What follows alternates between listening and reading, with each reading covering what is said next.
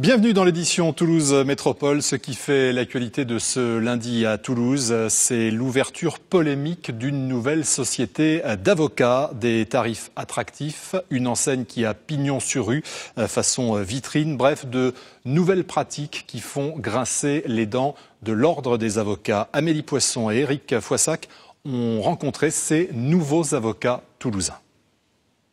Cela ressemble à une agence bancaire ou d'assurance, c'est pourtant un cabinet d'avocats.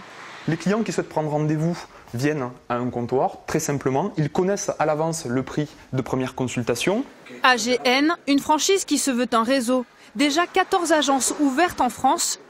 Mais son implantation à Toulouse depuis le mois d'octobre est l'objet d'un bras de fer avec le barreau.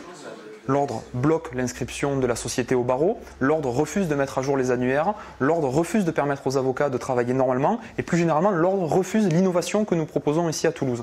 Nous considérons de notre côté que l'ordre n'a pas ses pouvoirs et que les Toulousains ont le droit d'accéder à cette innovation.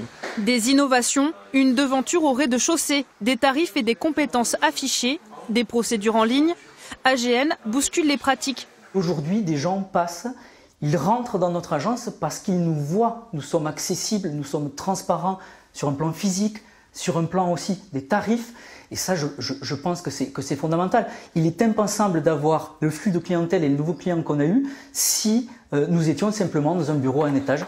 56 nouveaux clients en 3 mois selon le cabinet, dont ce professionnel attiré par la vitrine et le prix. Ce qui parfois fait peur dans les cabinets d'avocats, c'est qu'on ne sait pas, lorsque l'on rentre, à combien va être la consultation et autres. Là, il y a une transparence de l'offre et c'est ce qui rend les choses intéressantes. Le barreau de Toulouse a refusé de s'exprimer pour l'instant sur ce dossier. Le cabinet, de son côté, a saisi l'autorité de la concurrence contre l'ordre des avocats, une première en France.